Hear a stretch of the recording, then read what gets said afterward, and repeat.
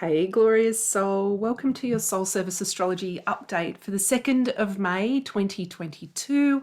Welcome to my channel. I'm Kelx. I'm a 13 sign Sidereal astrologer and I'm the creator of the program Illuminate to Initiate.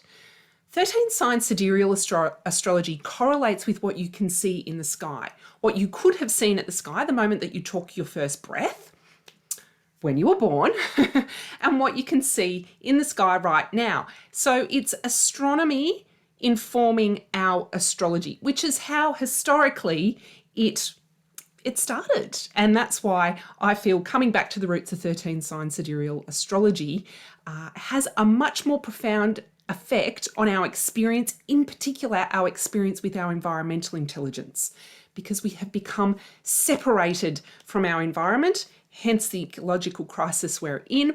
And soul service astrology and the program Illuminate to Initiate is a method, a technique, a tool, an instrument to get you back connected into your ecological and environmental intelligence so that you can become the creator that you desire to be, so that you can share your vision with the world, so you can work with the people that you really want to work with, so you can have the life that you wish to lead. That's it about me. Let's go have a look at what the stars, the planets, are doing this week. As I share my screen, I won't sing to you because I'm not a very good singer. Okay, so there we go. We have the 2nd of May. So the first thing you might notice about this chart, and it sort of jumped out at me when I looked at it on today when I went through what was going on for the next week, and all the celestial bodies are in one part of the chart. They're between 140 and 180 degrees in one part of the ecliptic in the sky. And what's interesting is if you do go out and look at the horizon, now this is particularly easy to look at if you're on the east coast of Australia early in the morning, you can see Saturn, Mars. You can't see Neptune with the naked eye, but if you had a telescope, you could. Then there's Jupiter and Venus. Again, you also can't see Chiron with the naked eye, it's tiny. These are all visible, bar Neptune, on the horizon at about 4 a.m. in the morning. So if you can get outside on a clear night, clear morning, and have a look, particularly if you're on the east coast of Australia, you'll see those planets. So what does this bowl energy suggest? Bowl energy suggests there's a focus in on some particular component parts of the energies that we can explore. Pisces is one of them. So Pisces is our mystical intelligence. It's our mystical nature. It's that stepping into the element of awe, the feeling of awe, and connecting with that essence of something greater than us. And I would liken that to really for us to connect more deeply with our environment and see that our environment is us. We need it and it needs us, and you get to interrelate with the sentient being that is the planet.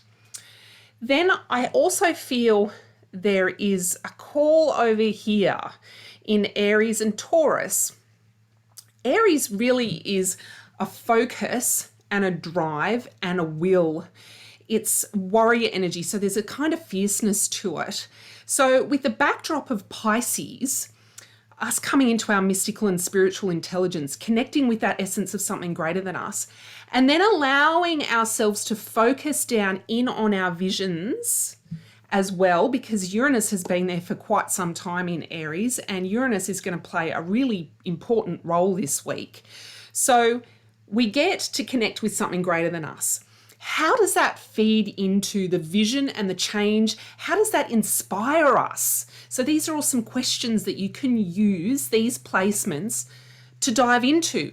Perhaps what I'm talking about in relation to your mystical intelligence, you don't like the sound of, or perhaps you've done a lot of that and you realize, oh, I really need to focus down and drill down and get fierce and really concentrate in what it is that I'm going to create over the next month or 6 months or year, whatever it is.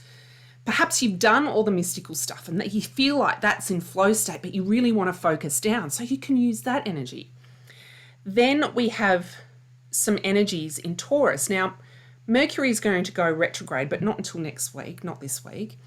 So there is and the North Node is going to leave Taurus soon and come into Aries. So there is that stepping into and building and constructing and being consistent and bringing down our mystical intelligence, bringing down and focusing in our vision to create something tangible. And when I say tangible, it doesn't necessarily need to be a product, right? It could be a service that you create, right? You could actually be pregnant and having a child. You could be building a house. It could be anything. You could be within your career creating, there could be a really big project that you're doing within your work at the moment. And you can let your mystical intelligence feed into that. You can allow yourself to concentrate and focus. And I feel like Taurus and Aries together is a bit of decluttering energy. Now, I'm in the southern hemisphere, so I'm in the season of rot. You know, there is a bit of decluttering going on in my life. If you're in the northern hemisphere, you might be feeling like it's a bit of growth is happening for you, the season of growth. So, but when you're focusing on growth, you're going to be focusing on only the things that really matter. You don't really want to be looking and wasting energy to things that don't matter. So that's the bowl energy that is present at the beginning of the week. And there's some energies that you can feel into and see and explore. And I would encourage you to go with the ones that make you feel most uncomfortable, because usually that's where we find massive pots of intangible gold. I really would like it to be tangible gold, but it's usually that we come back into a greater alignment with our emotions and our feelings. Perhaps we can feel our intuition turned on. Perhaps we just feel better within our body, vitalized, embodied, healthy. And perhaps our mind feels clear and we get to focus a little bit better. And perhaps you're also feeling very connected to the environment as well. So they're the 5 parts of our intelligence. So let's move to Tuesday, the 3rd of May. I will be looking at my notes. So the first aspect we have is Mars is sextile Uranus. Now, this aspect hangs around all week. It'll hang into the next week as well. So think of this not just occurring on Tuesday, but for the rest of the week. So Uranus is our visions. It's not just our nice visions for a comfortable life.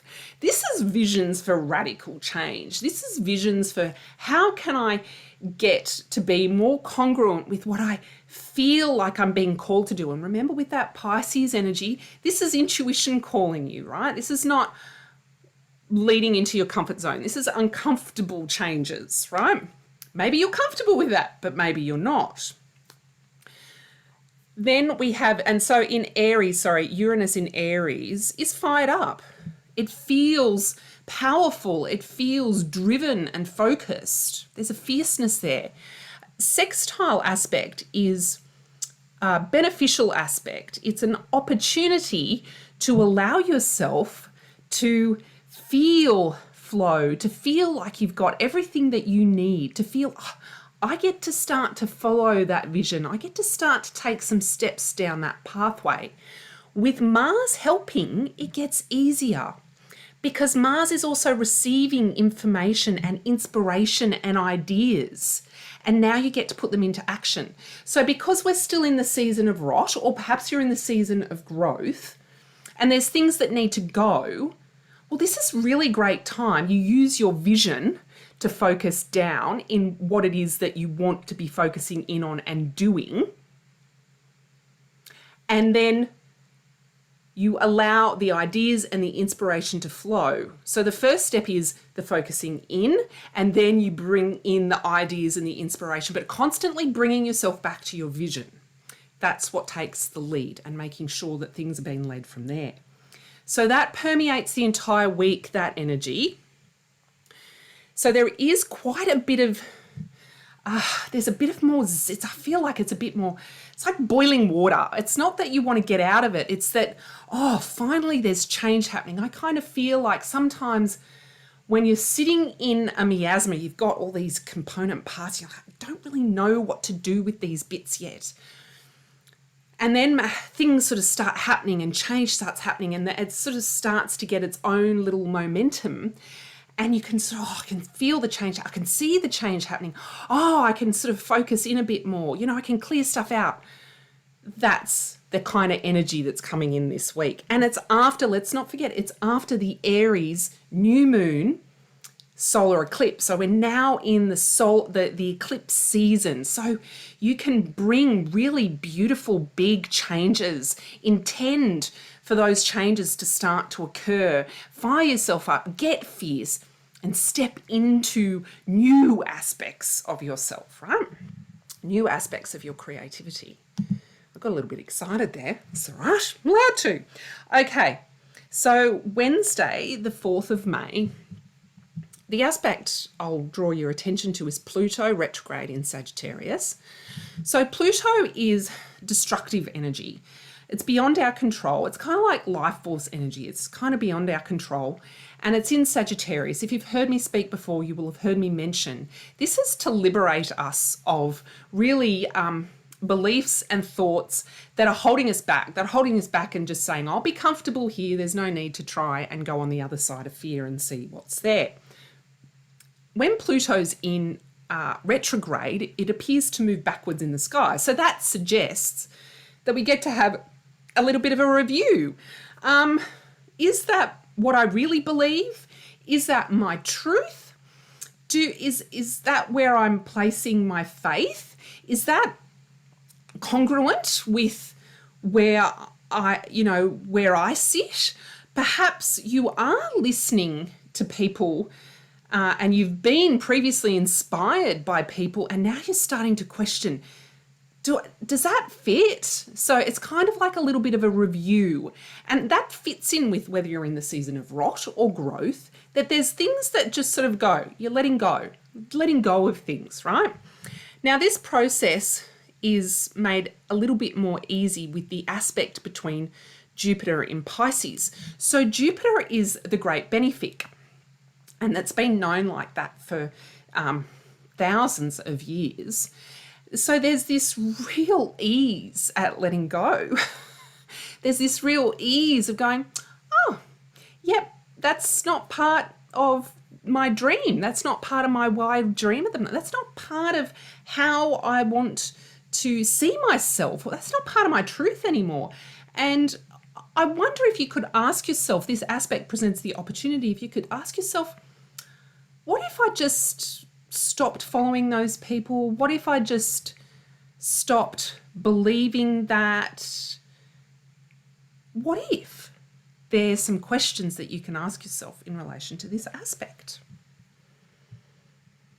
So that's Wednesday the 5th of May. No, that was Thursday. No, that was Wednesday the 5th of May. No, Wednesday the 4th of May, sorry. And now we go to Thursday the 5th of May. And this is where the Uranus and solar energy really gets amped up a little bit more this week, because Uranus forms a conjunction with the Sun in Aries. I would say this energy is feel into your solar plexus, feel into your creative center, your sacral center, and stoke those flames, right? Find something that inspires you to stoke those flames.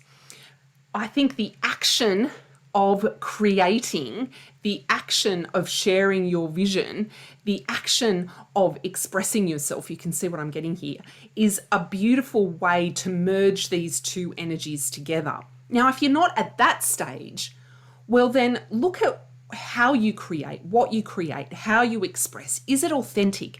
And is it aligned with my vision for change? Is it aligned with my version of freedom and my version of freedom to show up and shine this lifetime, right? So there's some inquiries for you. This is great energy. Like if you really want to start something new, you want to bring it out into the world, there's a lot of passion and purpose and fierceness here to stand in your raw, real power. Thank you, Uranus and the Sun. And then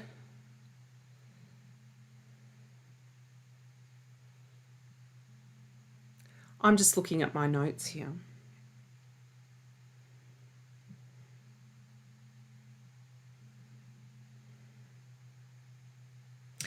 The one I want to talk to you about. So on the 6th, because there's so much Mars and Uranus energy, I was reading it and I thought I was reading the same thing.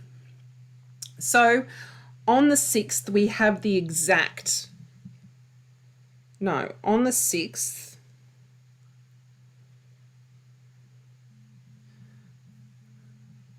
we have the exact hit of Uranus sextile Mars. That happens on the 6th. And then on the weekend, the 7th and the 8th, we have another aspect, which is Mars sextile the Sun. So we start to get that really inspired action flowing into our creativity. So I would wrap up this week by saying, after the new moon solar eclipse, with the intention for your creativity, your business, your career, something that's going on in your life, perhaps that intention that you've set, this week you can take some really inspired, mystically led action. So there is this action, and maybe the action is to just sit with your creativity and let ideas come to you, or maybe the action is the actual physical undertaking of something within your life. But I feel like it's a real, there's winds of change, there's winds of action, there's winds of inspiration. And I feel like that collectively, if we allow that energy to rise, we can start to step more into how we wish our lives to look. And then after that, and with that, it's how we want the greater whole to change as well, because of course we need some changes there. So that's it from me this week. Please subscribe so you get all these updates. I also do little short updates during the week to go in a little bit deeper to the energy and just give you a little reminder. Alternatively, you can sign up to my membership, which is Alchemy, and you will get all the celestial energies right at the beginning of the month in a beautiful playbook. So you'll be able to answer some journal questions. Perhaps there's some embodiment exercises to do. Additionally, we always sit in circle on the new moon every month. And there's generally also a guided journey to download and keep to step more and more into the energies that are present during the month. Plus, it's a community of the usual channels. And you get to start to interact with other people that perhaps are a little bit more in alignment and congruent with your values and your vision and your mission. So check out ecoalchemy.org for the details on that. Otherwise, I will see you next week. Bye.